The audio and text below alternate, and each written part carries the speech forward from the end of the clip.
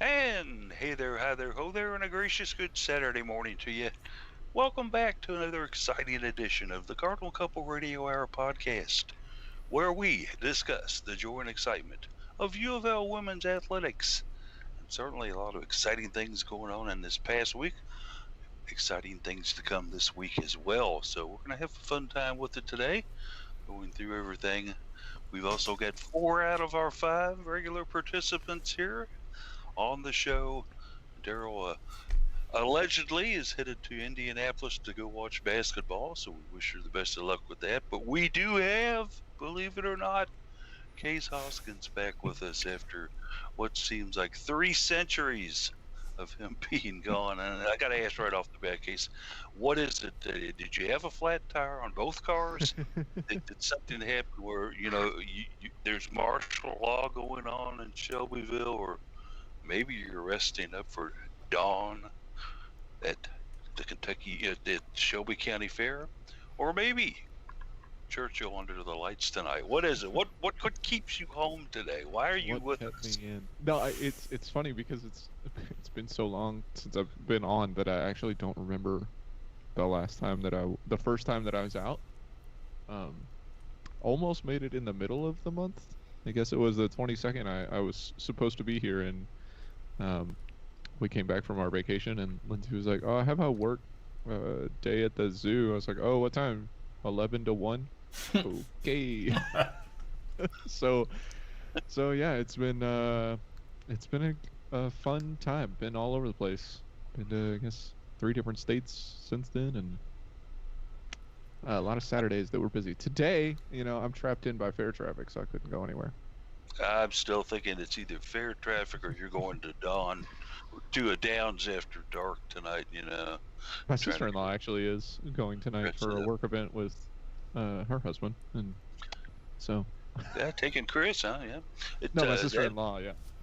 It's rock Lindsay's night sister. tonight. Rock night. They're gonna have a concert.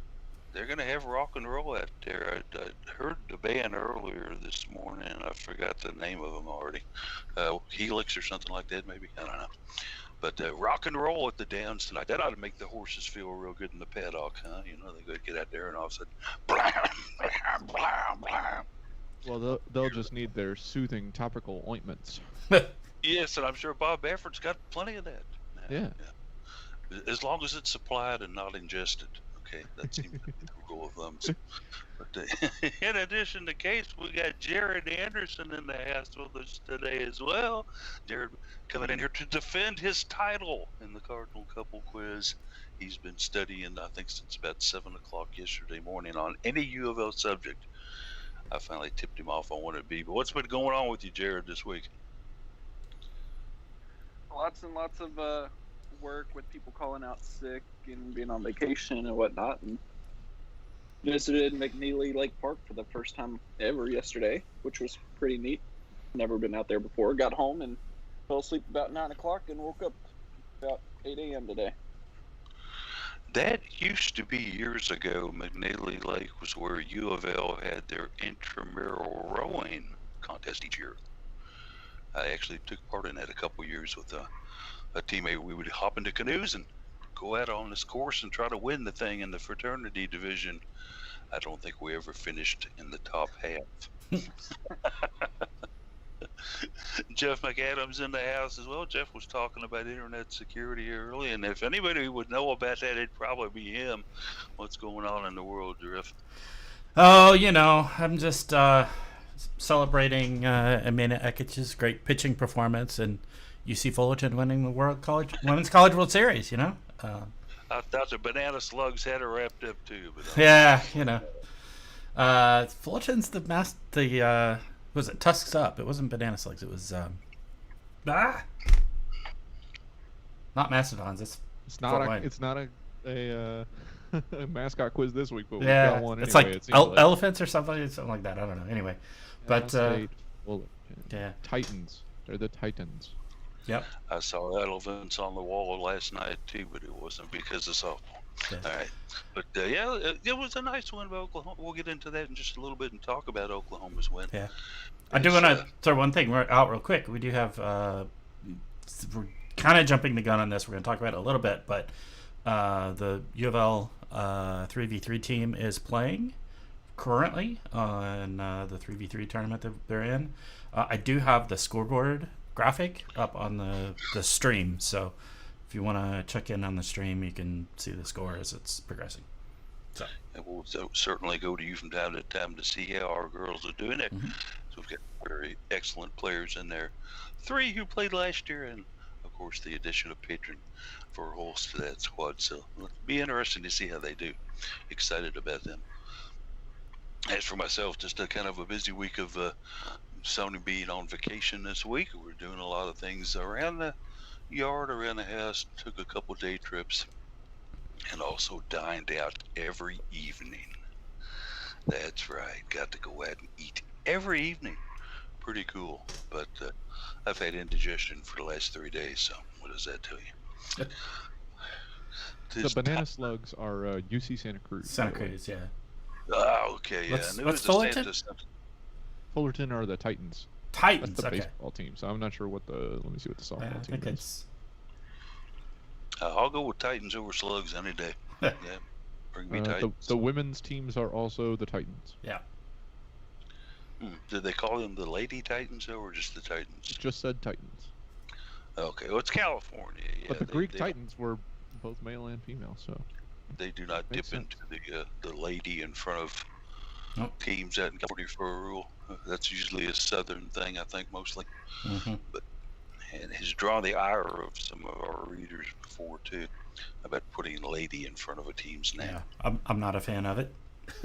Yeah, I'm not either really, Yeah. and I don't understand why they do that. I mean, Yeah. obviously, if you're going to the game, you're pretty sure the ladies are playing if you've got tickets for it. So why do you Yeah. have to accentuate it by saying that? My favorite is that it's traditional to call them ladies, and yet all of the high schools in the South also call their girls' teams ladies, but they're too young to be actual ladies, so it's not even right anyway. Yeah, the discrepancies of Yeah. naming of schools and such. And we'll put the NCAA on us, and they'll have us an answer probably about 2030. No, they'll have to wait for Congress to act on it. No, the NCAA will make a ruling, but then we'll have to go to the IARP for an appeal. Mm-hmm. Just as long as it isn't the International Olympic Committee, that could take forever. Boy, they had some fun over the Pan Olympics and whether to do or not. That's been interesting, but we'll get into a little bit of that maybe later on. Right now, it's time to jump into some scheduling and Twitter information. Now, in case I got to warn you, Jared's been doing a bang-up job on this. Now, we can bring you back into it. However, I think I'm going to rate you two, and I'll listen to Jared's last week and yours, and then I'll decide down the road who's going to continue to do it. The pressure is on you, Case. We were done by 11:06 last week. Well, And you're I'm definitely already- not going to hit that already this down. week.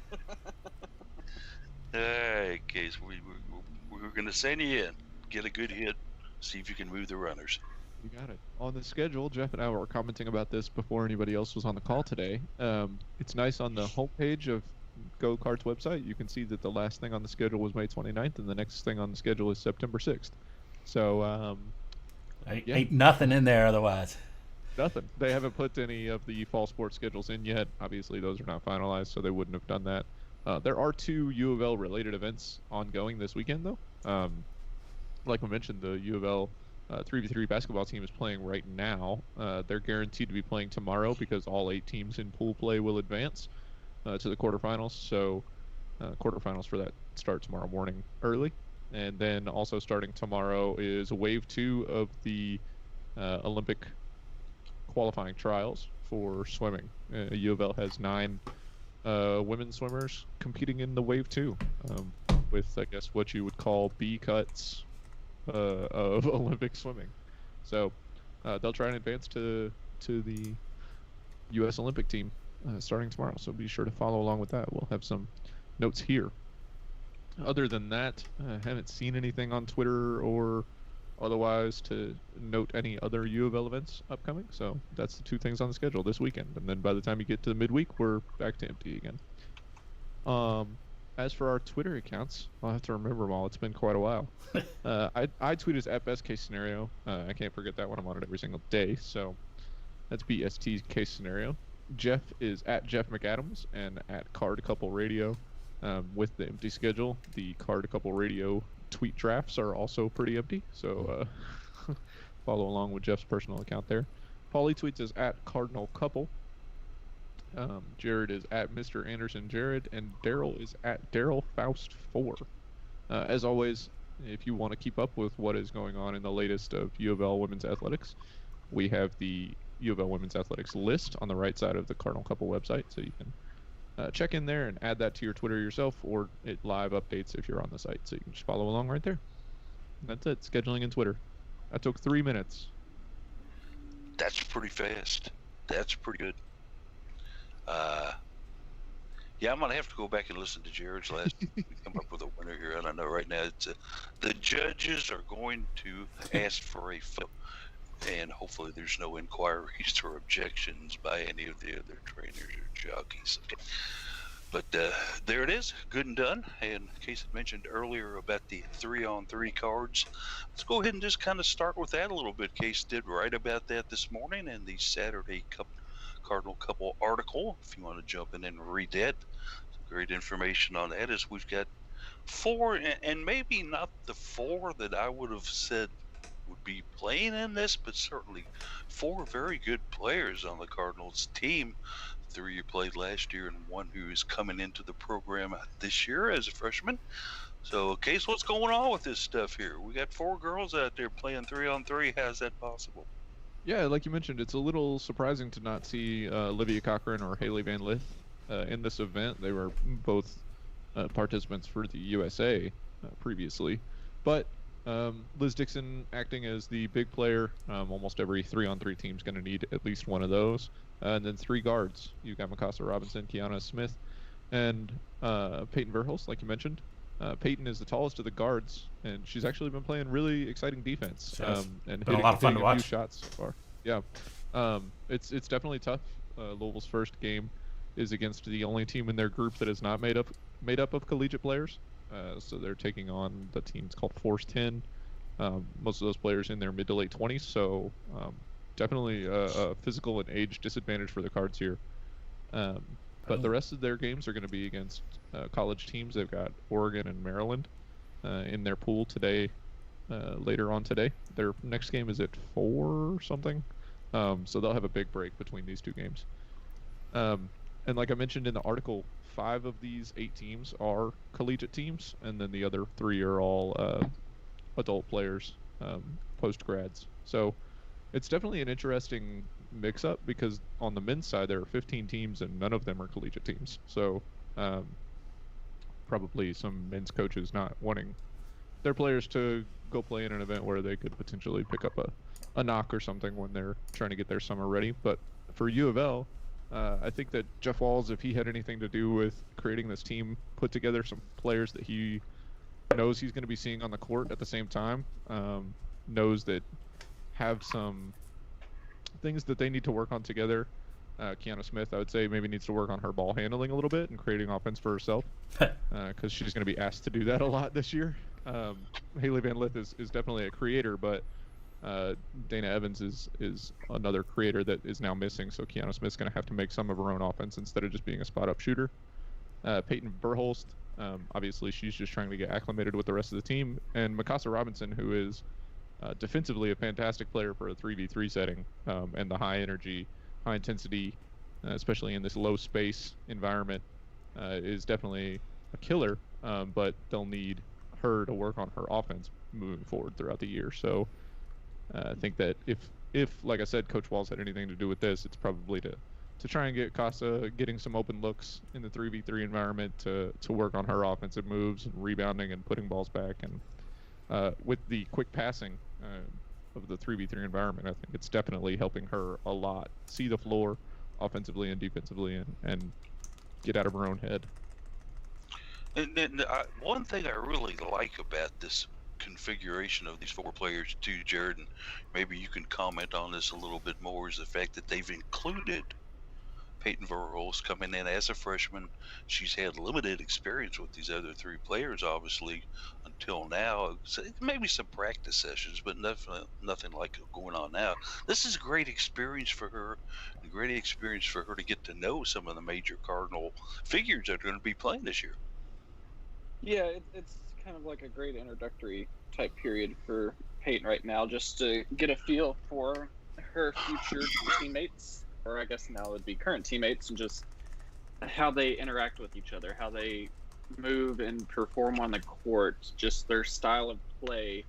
You're able to really start anticipating what they're going to do on the court with the experience over time and just being able to play together, and some of those nonverbal communication skills that you're going to develop among each other over time.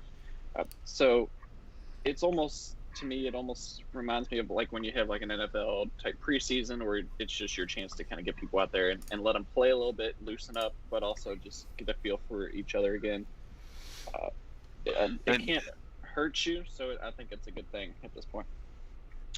And one that we could take this a little bit out of the box here, Jeff, and look at it this way too: is Jeff Walls maybe signaling to us, the fans, and to the rest of the team that, hey, this might be 4 of my 5 starters if you want that 5th role.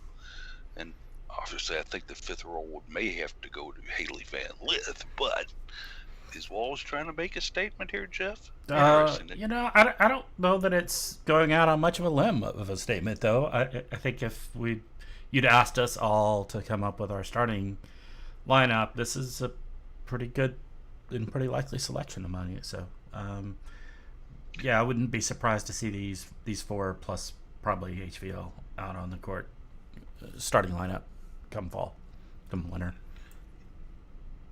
And also when you throw in the possibilities of Olivia Cochran, obviously, a player for the Cards last year, the Cards getting in 2 very, very good transfers. Was it Emily Inkster? Well, she was something else when she was playing with the Qs. And then Chelsea Hall, maybe overlooked by some, but had a very good career at Vanderbilt. So maybe Walls is throwing down that first torch and saying, okay, here's the line. Who wants to cross it? Yeah, and let's not forget that Olivia Cochran also has had some experience in the 3v3 basketball world this summer when she went and played in the training camp with the U.S. national team, then went to play international levels, and eventually went on to be part of the Olympic qualifying. So, I mean, she's had some experience in this realm as well this summer. So. Certainly so. And we wish them the best of luck out there as they go for a couple of days event. And I'll see if I can hook up with our buddy Nick down there at the campus and see if I might be able to get some post 3x3 reaction with maybe one or so of the players and see what he can set up for me. Because I'm assuming they're all going to go back to campus after this is done. Of course, you know what happens when you assume. But I'll find out from Nick and see if we can possibly work something out to bring that to the website later on, maybe. Yeah. Could be fun to kind of get their reactions on it. Maybe especially from Peyton, since it's her first kind of go-around. So score update real quick. It is 12-9 with a little over 2 minutes left. So, these are quick games. They're a lot of fun to watch. And do we have this advantage at 12-9? Yeah. We're up 12-9, yeah. Keep hitting, girls. Yeah. Louisville is making a number more threes than Force 10. Except there are twos in this game. Right. Yeah. Threes that count as 2. Yeah. Yes, and twos that count as 1. Yeah. I'll spend some time thinking about that one then. Yeah. Regular field goals are 1 point. Beyond the 3-point arc are actually 2 points. So. Certainly, if we'll keep us going in on this as things develop there, as we can do that live. But let's kind of switch venues and switch the type of ball being used and go back to something I think we all had a lot of fun kind of tracking and following this past week. And that was of course, the College World Series for softball, where number 1 seed Oklahoma lost their first game out there, but came back out of the losers bracket and ended up going all the way, knocking out Florida State 2-1 in the championship. This was fun softball. One former Card involved, Jared, but certainly fun to watch.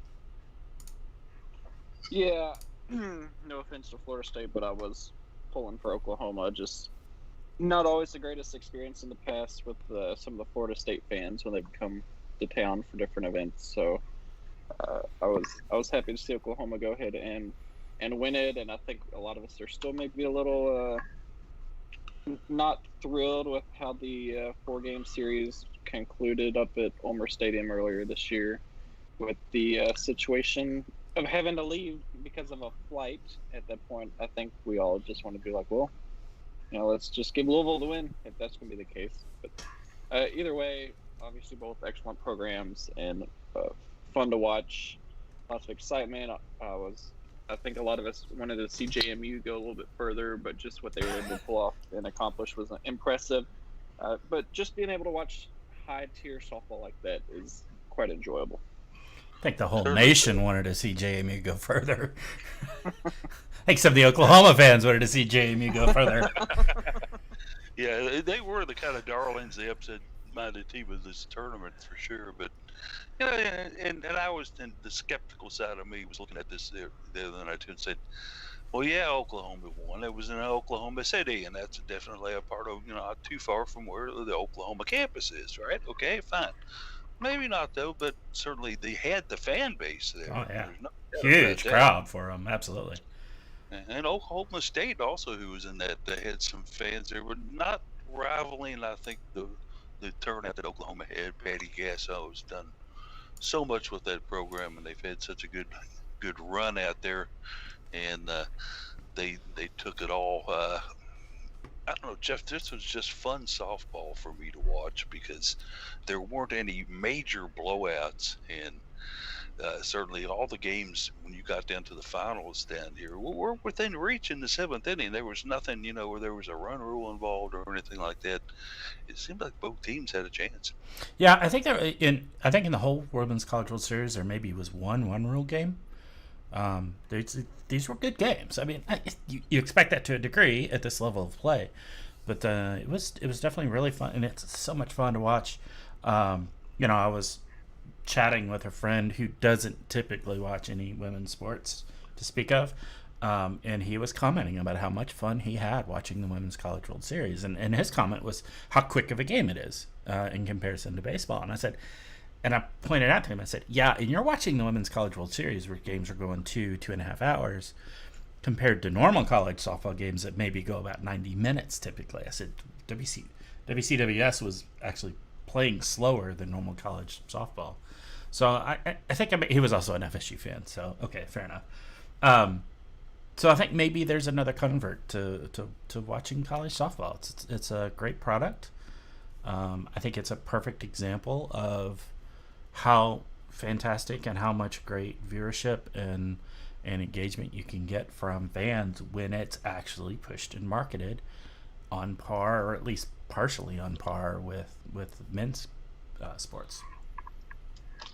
And one of the things I think that also may have played into it a little bit were the weather conditions out there in Oklahoma City where, one of these games I think lasted 20 in the morning. Yeah. Because of rain delays and such like that. But the bigger question, and I'm going to throw this in case, see what you think about this. They are playing this tournament half the time that they played the Men's College World Series.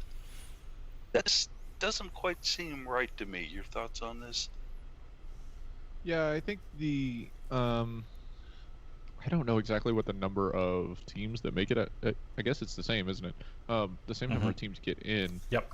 I guess the argument from the NCAA's side would be that they're shorter this is a bit games. cynical. Yeah. I mean, well, I was gonna make that point too. They're shorter games, so the rest and like recuperation should be a little bit faster. You would anticipate you can get more games in a day, that kind of stuff. And then the cynical side would be that we talk about the popularity of women's sports, and to the NCAA's credit, they were able to negotiate and get all of these games on national television. And to do that, there are other events that go on during the summer. There's other things that you're competing with for airtime, and if you can knock out the entire, tournament in a shorter amount of time, then there's a better chance of getting all those games aired. That's not the coolest reason ever, but if it can become more popular. And I think we saw some photos and videos of crowds there. They were stunning. I mean, they were completely full for the entire tournament. So I think that as you can grow that popularity, and you can probably bring some more ad time, then to our discredit as fans, we'll have to endure more time in between games and longer commercial breaks and stuff like that. But for now, I think that those two things play into it: the length of the games, and then just trying to get it all on TV as quick as you can. Yeah, certainly television and advertising dollar are a big part of any scenario like that. You have to work all that in.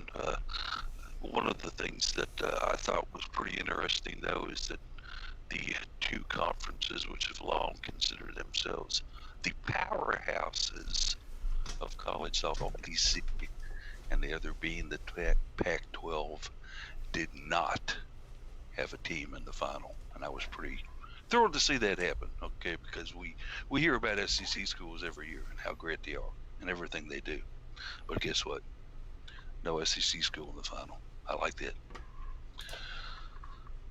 I will say this too, for all that people really like Cinderellas and stuff like that, I think one of the best things about, and this is, you know, in the MLB and college and men's or baseball and softball, I think that the way that their tournaments are structured and the way that the games work with series and all of that, I think a lot of times the better teams end up winning these tournaments, which is, I think, what you're going for when you're going for a national tournament. You're going for a national championship. It's fun and exciting to root for a Cinderella, but whenever JMU won the first game over Oklahoma, it was like, wow, that's really cool. And then when Oklahoma made it out of the elimination bracket, you're like, oh, okay, so they're going to go to the final. And it's just, it's unfortunate if you're a Cinderella fan, but I think if you're the type of person or the type of team that wants to win because you think you're the best, just because you have an off game or a team gets lucky, you're happy to have that, you know, second chance to win. And I think, to the credit of the way that baseball at all levels is structured, that you end up getting the best team winning the trophies. Certainly, congratulations to Oklahoma, who kind of also debunked the myth that you need 3 or 4 pitchers to do this. Because in the final 2 games of that, they went with 1 pitcher, and she did a wonderful job shutting down Florida State. Definitely it helps to have pitching strength in the earlier part of this, don't get me wrong, but when it came down to the best out of 3, Oklahoma's pitcher was by far, I think, the dominating factor out there for them. She did a really good job for them, and so something for Louisville to strive for. Let's see if we can get out there and enjoy some of that excitement for Louisville softball next year in the WCWS.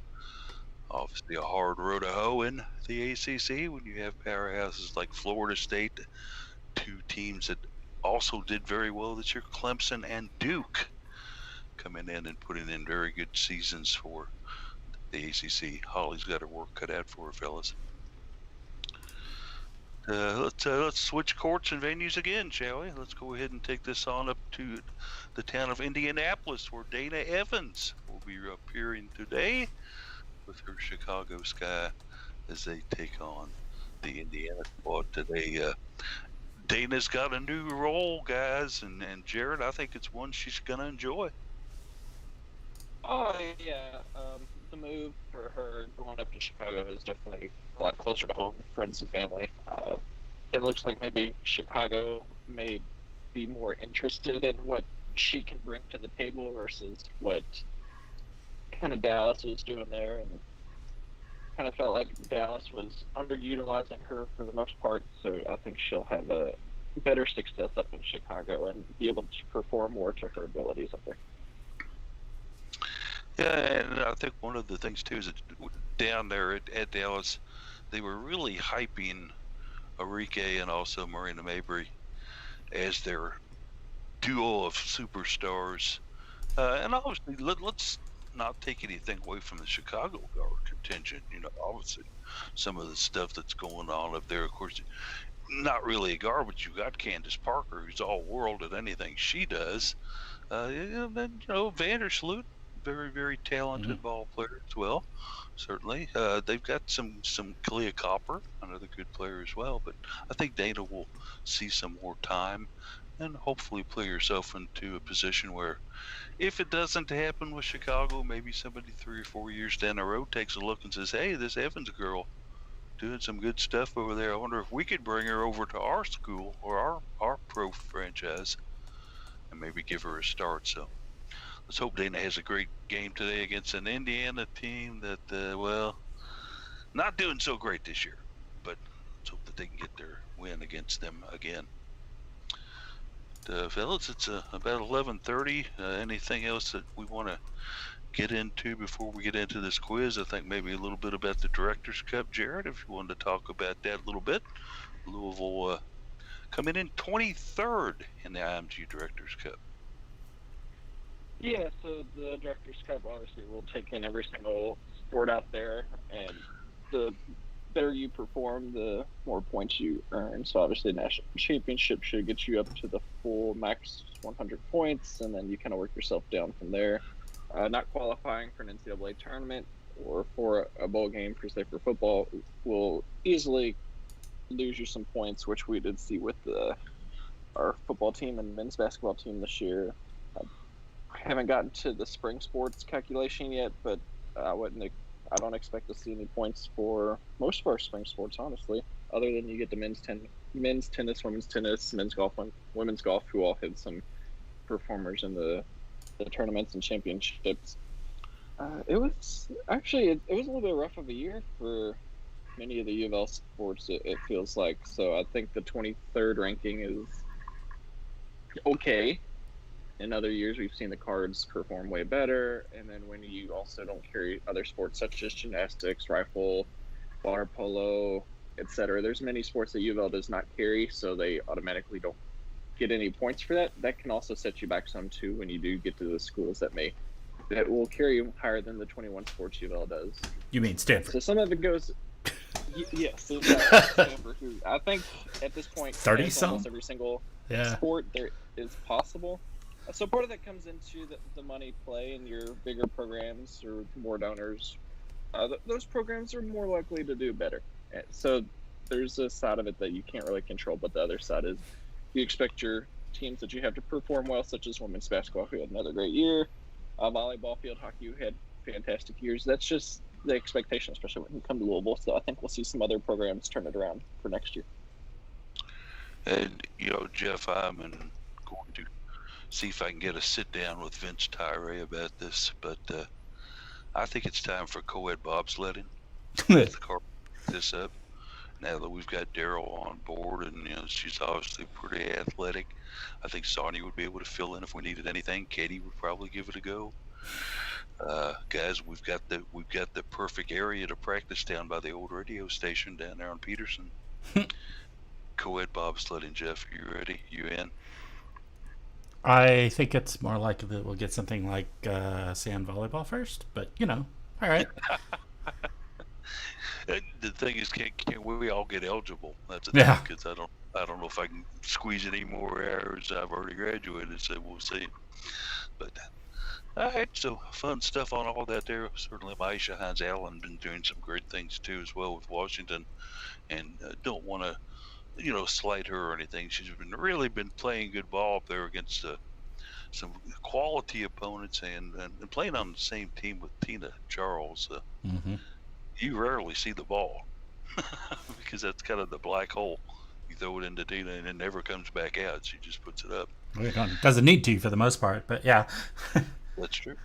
But Maisha been doing very well in some points. And can you imagine that team if they had Elena Deladon on it? That would be a scary basketball team. But all right, fellas, let's go ahead and move on into the Cardinal Couple Worldwide quiz for the day. Before we jump into that, final score update from the 3v3 was level 16, Force 10 got 10 appropriately. So they won 16-10? Yeah. And they had to force all 10 of them. Yeah. Currently, we've got a team called Legacy that I'm not familiar with, and NC State is playing in a different pool. So, is Miss Wolf there? No. Darn. Darn it. How about Wes Moore? Is he on the sidelines with his bag of pork rinds? I don't know. It's kind of hard to see. It's a little dark over on the sidelines. So can't tell. It's not an event unless Wes and Miss Wolf are there, okay? It's not saying. But today's quiz is going to be about hooping it up. That's right. We're going to talk about 2021 and 21-22 Louisville women's basketball. If you're listening for the first time, if you've never taken the quiz before, we asked our contestants 10 questions. They're worth 10 points each. Either they get them right or they don't. And then there is a bonus question at the very end. They can choose to take the bonus or not. If they take the bonus and get it correct, they will get an additional 20 points. If they miss the bonus, they will lose 20 points. And if they don't take the bonus, nothing happens. Their score remains the same. But three contestants today. Jared Anderson, our two-time returning champion, against Jeff and Case in our quiz today. So, Jared, since you are the champion, we'll let you have the first answer for the first part of the quiz. Gentlemen, here we go. Question number 1. Cards women's basketball outscored opponents by A, 20.1 points, B, 18.7 points, C, 16.1 points, or D, 9.1. What did they outscore their opponents by, Jared, as an average on the season? 20, 18, 16, or 9? That rounded off. I've baffled them already. I want to say we had a decent year offensively, but also at the same time there were some games that we did not put out great offensive numbers. I don't remember a lot of them being close within double or single digits, but I don't think we were blowing teams out of the water.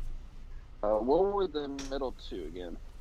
You had 20.1, 18.7, 16.1, or 9.1. It's kind of a coin flip, but I'm going to go the 16 number. He goes with C, 16.1.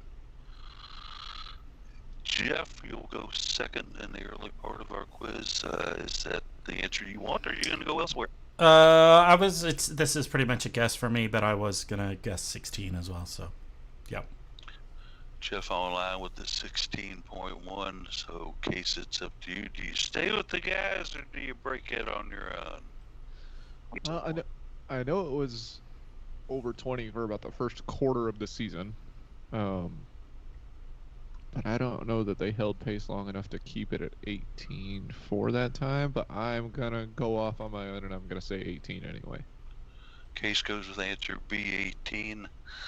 The margin was 76.8 compared to 60.7, which breaks it down to 16.1 points per game. So, check marks for Jeff and Jared on that one.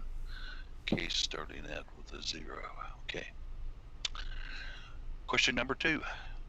3 cards WBB players ended up in double figures for the season. Which one of these players I'm about to name did not end up in double figures? Was it Dana Evans, Kiana Smith, Haley Van Lith, or Olivia Cochran? Jared, which one of those 4 did not end up in double figures?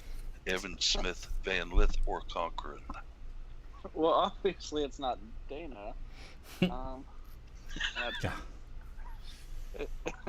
I feel like I'd be kicked off the show if I said Dana, which would be funny. But I felt like Kiana had a pretty decent year. It's just kind of torn down to a couple. I feel like Haley saw the floor a lot more than Olivia, so I'm going to have to say Olivia, but don't hold me to that. Well, I have to hold you to it. I mean, yeah. Well, yeah, we're my final answer is Olivia. It's just not a confident answer. Okay, he's hedging his bet, but anyway, okay, he takes D, Olivia Cochran. Jeff, what do you think about this? Is it someone else besides Olivia? You've got Haley in there, Kiana, and Dana. Yeah, like Jared, I'm pretty sure it's not Dana. She, even with a postseason slump, she didn't drop that much. I'm pretty sure it's not Haley. Gosh. I'm gonna guess Kiana, but like Jared, I'm not at all confident of that answer. An unconfident B, Kiana Smith for Justin.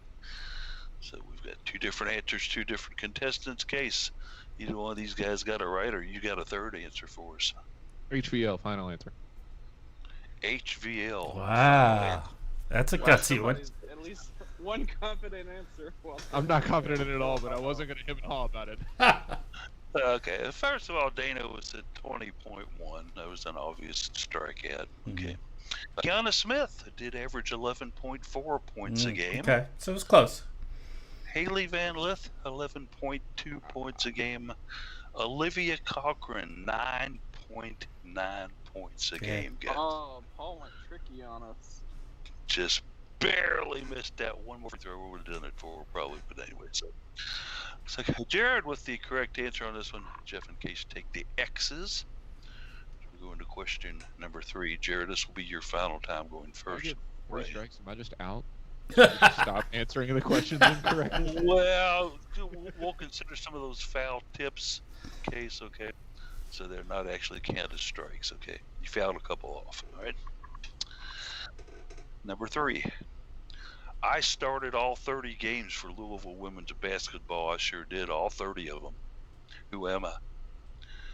Am I Kiana Smith, Haley Van Lith, Olivia Cochran, or Liz Dixon?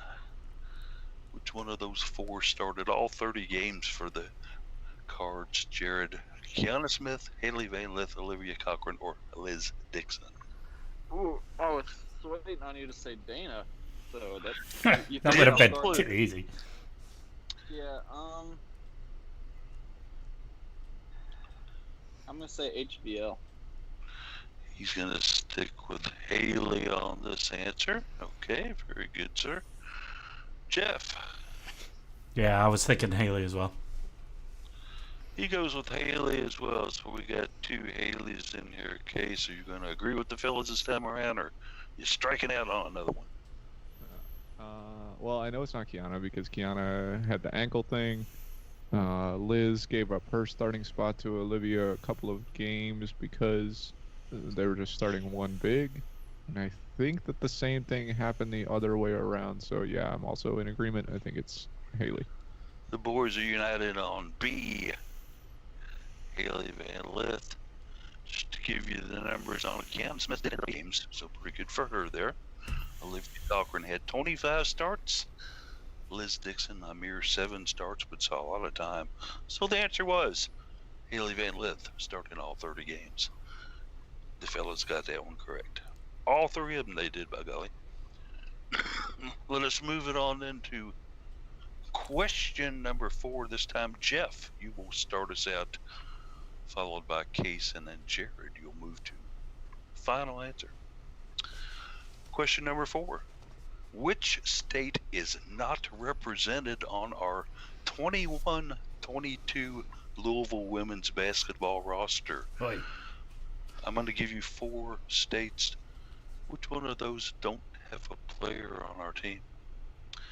Is it A, Florida, B, New York, C, North Carolina, or D, Indiana, Jeff? Florida, New York, North Carolina, or Indiana? Wow, this would take me a while to really figure this one out. For sure. And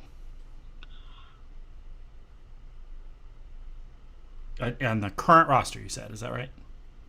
Yes, the 21-22 roster, the roster that we'll get to see in the KFCM Center later this season. I'm gonna guess Indiana. He's going with the state of Indiana. Very good. Case, 4 states to choose from there. Florida, New York, North Carolina, or Indiana, as Jeff picked. One of those sound to you? This is tough because I don't know most of the incoming players. Is he going to go with the voice of reason or strike it on his own? Wait, you're calling me the voice of reason? That's not a good Florida- idea. No, Florida, I New was York, saying North you're going to Carolina. pass and let Jared answer. Jeff.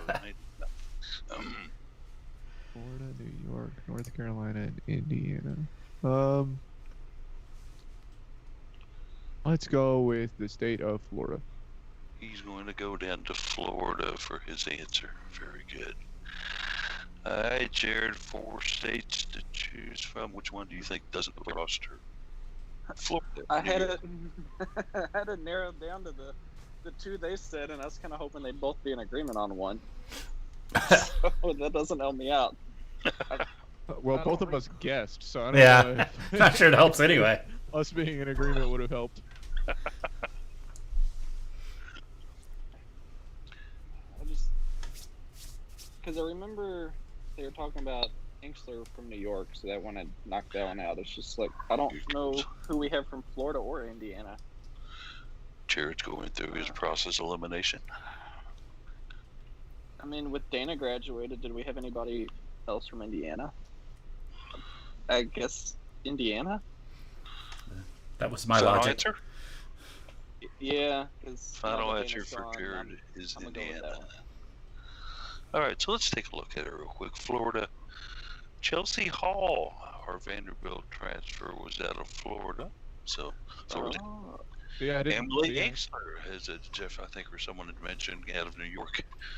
And out of North Carolina, of course, Alana Smith. So it leaves Indiana as the state not represented. Indiana. Nobody from Indiana this year now that Dana's gone. All right. We're through 4 questions. Jared remains perfect. The fellas are nipping at his tail, though. Jeff with 3 correct. I would like to retire while I'm Hey. ahead. A fella is nipping at his heel.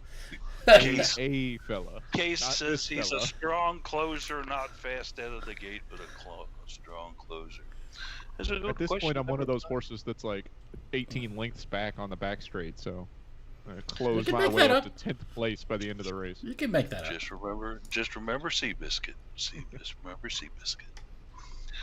Question number 5.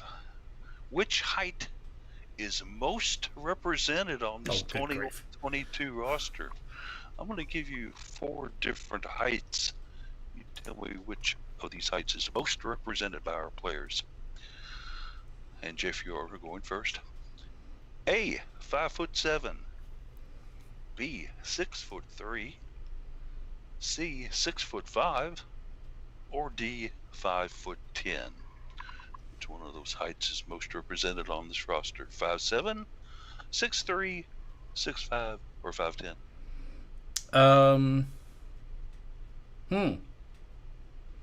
I'm gonna guess 6'3". Jeff is going to go with 6'3". Very good, sir. Case, that's 3 others to choose from. One of those fits you better. 5'7", 6'3", 6'5", or 5'10". I know 2 people are a height of one of these, but I don't know if another one more than 2 people are. I'm gonna go because I can't think of anybody that's 6'2" or 6'3", whatever Jeff said. I can't think of anybody that's that height, so I'm gonna go with 5'10". He takes the 5'10" option here. Very good, the 5'10" option. All right. Jared, we've got 2 answers out here so far, 6'3" and 5'10". Yeah, I don't recall anybody being. A lot of people being my height or relatively close to my height. So I'm going to knock out both of the 6-foot options from there. I'm going with 5'10", like Case. He takes 5'10" as well. So let's take a look at what we've got here. At 5'10", we had 1 player. Oh, 6'3", Olivia Cochran. 6'3". She plays much Who's- bigger than him. who was 5'10"? Kiana. Noriko Kono. Norika Kono. Okay. Oh. Yep, Narika Kono, our Japanese import. Yeah. Very fine player. 6'3" was Olivia Cochran. 6'5", of course, Sydney Shetland and Liz Dixon. 5'7", we have Haley Van Lith, Casa Robinson, and Chelsea Hall. All of those are 5'7". I I had knew there no. were two players that were 6'5". I really thought that Haley Van Lith was taller than 5'. Yeah, that's how I was thinking Haley Van Lith was taller, and I had no idea how tall Chelsea Hall was. You would think she would be. She plays the way taller. She rebounds. Yeah. The way she plays defense, but they've got her listed as 5'7". So all three fellas take a strike on that one. I will say as an aside, watching this 3v3 stream, Haley Van Lith's getting a lot of love on here when they're showing highlights from previous stuff. She's in there a lot. That's because she paid the big money to get some commercial time. We are halfway through the quiz. Everybody's got an X on them. Jeff and Jared battling it out right now. Case still looking to get on the board as we go into the second half of the quiz. I've got a point. Yeah, I got a I'm point. on the board. Oh, you do. That's right. You got 1 point. I'm sorry. How could I have missed that you agreed with everybody else on question number 3? Okay, I'm sorry. Sorry about I that. gave my reasoning for all those answers and got Sorry it right about that. for that purpose. I meant to call you in the first go around of horses. It's just you were so far back I didn't see it. Okay. So we go into the second half of the quiz. Jeff, this will be your final time going first. Look. Which returning Cardinal women's basketball player had the most steals last year out of the 4 I'm about to give you? Which one of these returnees had the most steals last year? Is it A, Kiana Smith, B, Casa Robinson, C, Haley Van Lith, or D, Alana Smith? Which one of these Cardinals had the most steals? I'm gonna guess Casa Robinson. Going with the Casa. Okay. She was a ball hound. There's no doubt about that. Yeah. Case, some other good players in there as well. Are you going to go with Casa or are you going to try somebody else? Yeah, I was hoping that Casa was going to be in your list. Yeah. That's my answer. He takes the Casa as well. So that's 2 for Casa. We go to Jared. You've got Kiana Smith, Alana Smith, Casa Robinson, or Haley Van Lith. Yeah, I'm gonna go the all for one for all route and agree with them on this one.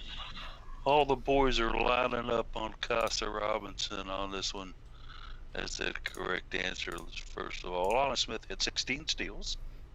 Kiana Smith in there with 25 steals.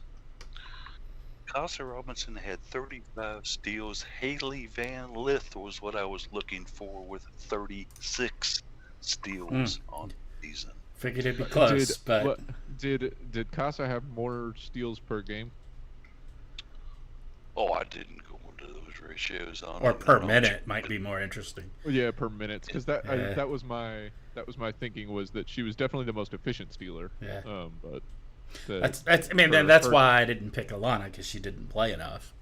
right. Yeah. I was going on mirror number, not Yep.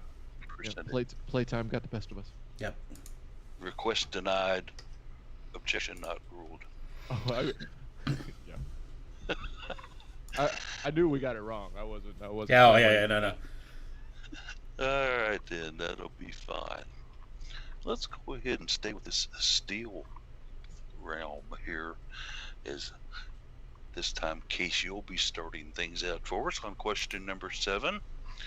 The question is, I had 6 steals against Maris. I sure did. 6 steals against Maris in that NCAA tournament game. Who am I?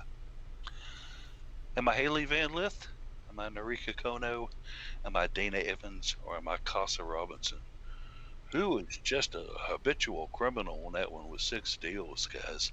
Van Lith, Kono, Evans, or Robinson? Case.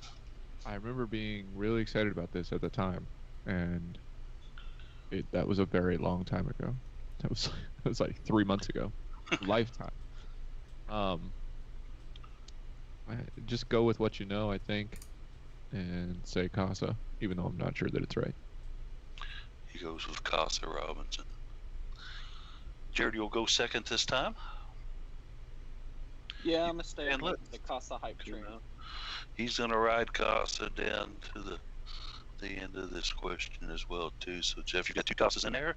3 other contestants as well, one Van Lith, Evans, and, of course, Enrique Kono. Yeah, I wasn't confident on this, but I do think I was well, yeah, not confident, but I was guessing Mikasa Robinson as well, so I'll stick with that. All 3 of the fellows ride D, Casa Robinson, but in a breakout game for her, it was Narika Kono with steals against Maris in that first round NCAA blowout for the Cards. She saw some extended minutes and definitely performed for Jeff Walls in her time off the bench. So, Update on 3v3 real quick. NC State got clobbered. The other team, Legacy, I think was the name, beat them on points. Got to 21 first. Currently up is Maryland versus Oregon, which is in our pool. These are 2 teams we'll play later on today. Currently tied at 4, with about a minute and a half in. that'll be a good game right there. Yeah. Wow. Yeah. All right. We go to question number 8. Louisville women's basketball reached 100 points or better how many times in the 2021 season? How many times did they get to 100? Case, it was either once, twice, 3 times, or 4 times. That last answer needed to be a lady. Sorry. Song lyric was popping into my head. That's fine. Once, twice, 3 times a lady? Come on. Anyway. Yes, that's perfect. Sorry. 1, 2, 3, or 4, Case. 4 was the number that popped into my head when you started the question, so that's the one I'm gonna go with. So he takes the 4. All right. We'll go to Jared next. 1, 2, 3, or 4. Which one opened the door for you? Hey, We hit 100 against DePaul, twice. and after that, I don't know. 3 so- times a lady. I'm gonna settle with just DePaul one time. He's gonna go 1. Those Blue Demons. Okay. There's some interesting answers here in front of you. 1, 2, 3, or 4. Are you gonna go 3 times a lady, or which way you gonna go with this thing? I'm gonna guess 2, but it's pretty much a guess. He takes the guess of 2, and as it turns out, you were right. We scored over KU and DePaul. So All right. those 2 opponents gave up 100 points to our Cardinals. So Jeff gets a check mark here. Looked into that. Again, he walked into one, as they like to say in sports sometimes, but he walked into a win. So that's very good for you. And just taking the, as we get in ready to go into question number 9 here. So we're going to have to, this will be your final time going first, by the way, Case, on question number 9. We got a close contest going on here with 2 contestants, and Case playing the spoiler role right now. Question number 9. We beat Louisville twice in the 2021 season. We sure did. We beat those Cardinals twice. Who are we? Are we Florida State, Duke, North Carolina State, or Syracuse? Who beat our Cardinals twice during the year? Case, who did that? I think it was FSU.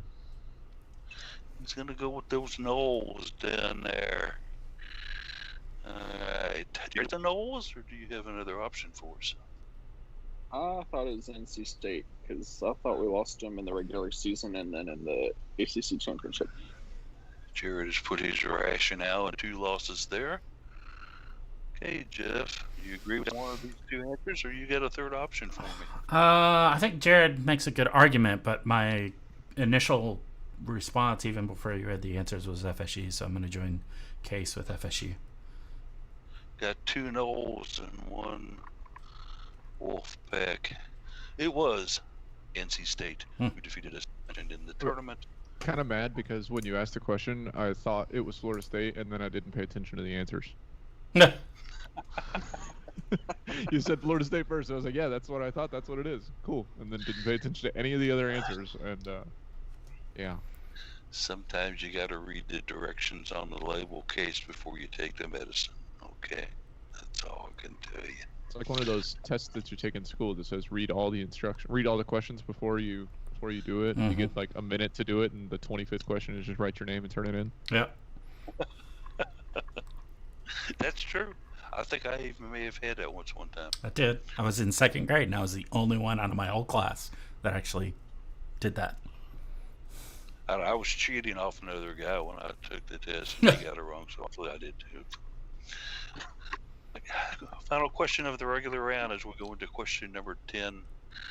And let's go back. Jared has a slim lead right now as we take a look at what our standings are going into question number 10. So, Jared, you'll go first for question number 10. We are the Red Foxes, and we played UofL. We sure did. We're Red Foxes, and we played Louisville. But who are we? Mascot question. Woohoo! Yeah, I got one in there finally. The only one I know for absolute. Right.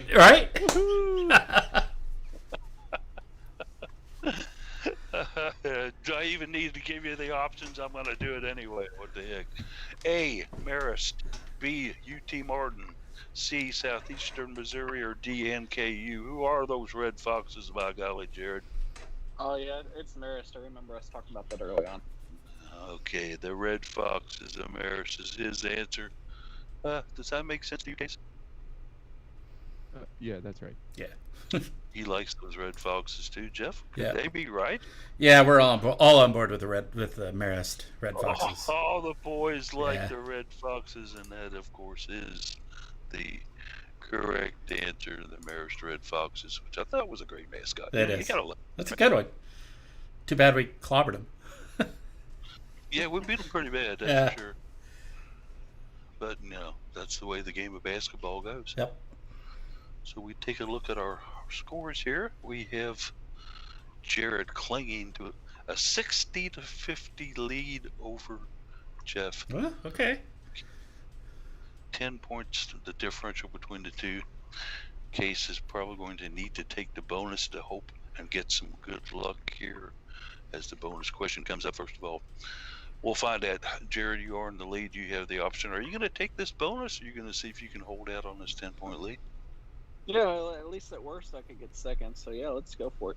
He's going for that bonus. I never need to ask Jeff, but I will Absolutely. anyway. Oh yeah, take it. And Case, a bonus question, sir?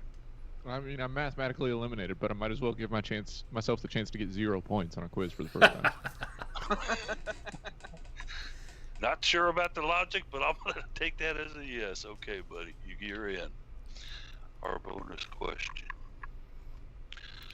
Louisville, 43 points. It was the Cards' largest win of the 2021 season, largest margin of win. 43 points they beat this opponent by. Let's start with Case. He's in last right now. We'll see what he goes with.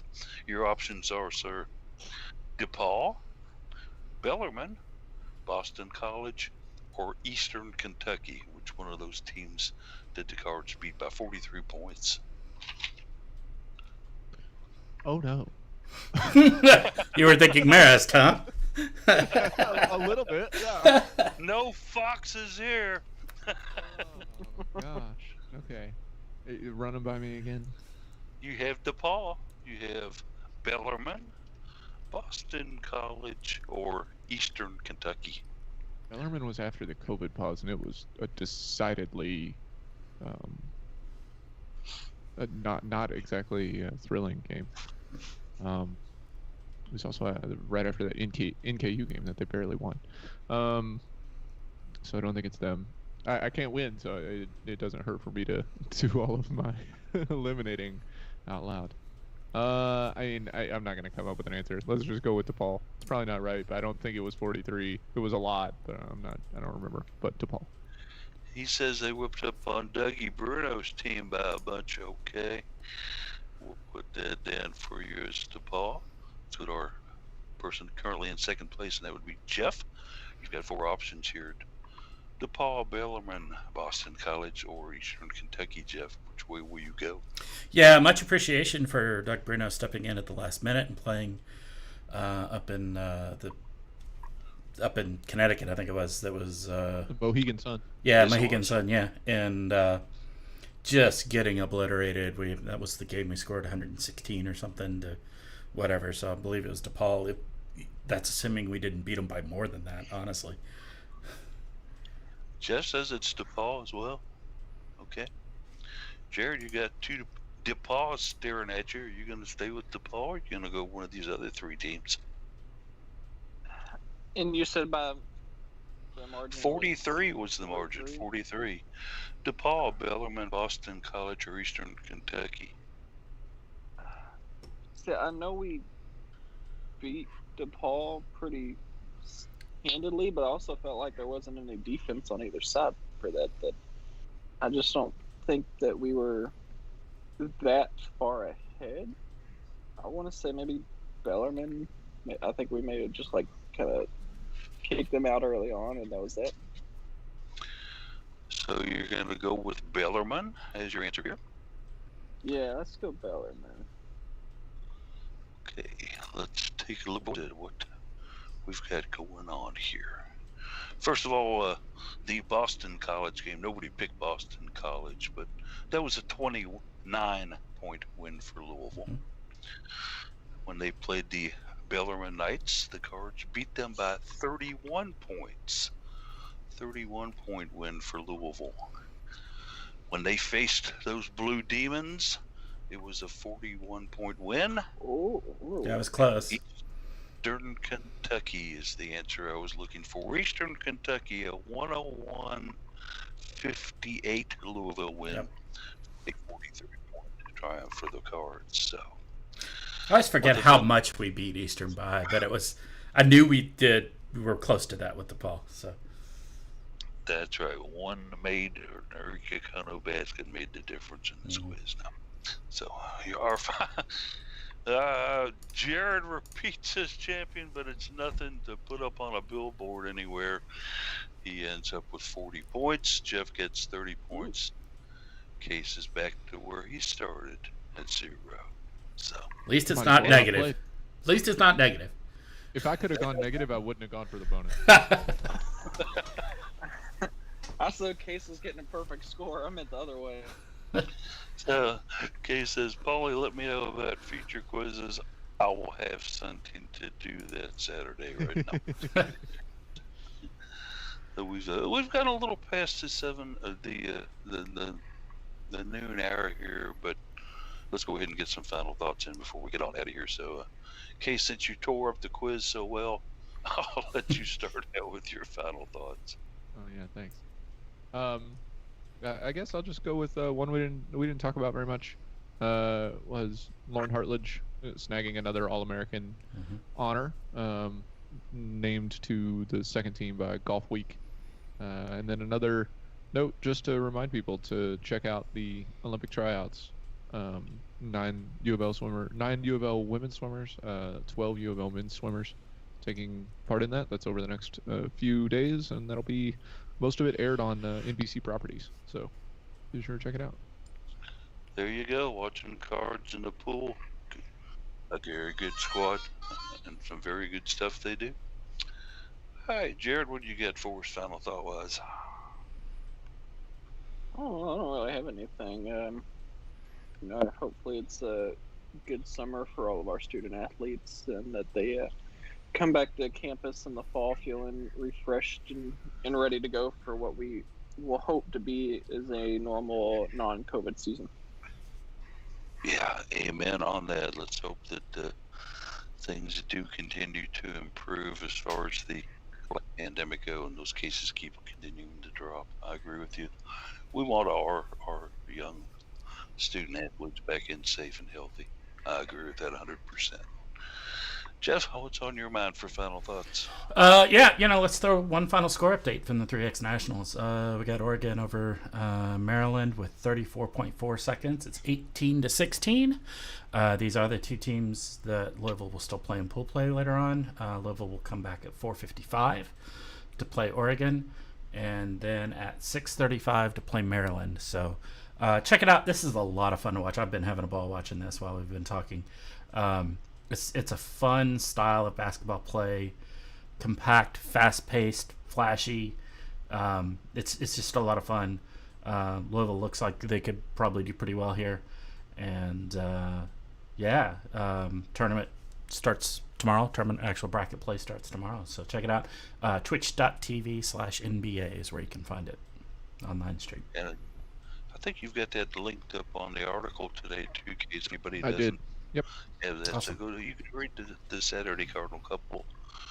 Click on that link that he's put on there as well, and that'll take you into the excitement of 3-on-3 basketball. Yeah, Basketball it's fun. in June. You gotta love it. It's fun. So much fun to watch.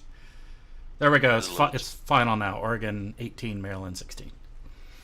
So How about that? The Ducks. Yeah. Okay, the Ducks quack by those terrapins up there. Of course, ducks are always faster than terrapins, right? So there we go. Pardon me. Final thoughts here. I just want to give a shout out to somebody who is doing a wonderful job, probably without a doubt right now, the best Cardinal representing us in the WNBA, and that's Maisha Hines Allen for the Washington team.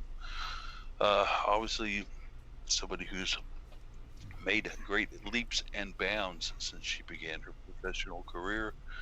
She right now up there playing for that Mystic team. She has got an average of 14.5 points a game, guys, and 9.0 rebounds. She's almost averaging a double-double in the WNBA. That's pretty impressive. Washington, unfortunately, 2-5. They haven't quite got their winning ways around yet. But to Maisha, thumbs up. You exemplified hard work and dedication and desire during your time at Louisville. I'm glad for you that that's continuing in the WNBA. So go get them, Dublé. You know you got some fans here in Louisville cheering your move. All right. With that, we will certainly join you all next week, 11 a.m. for the Cardinal Couple Radio Hour podcast, unless you know something we don't. Until then, everybody have a great and safe weekend and a good week next week.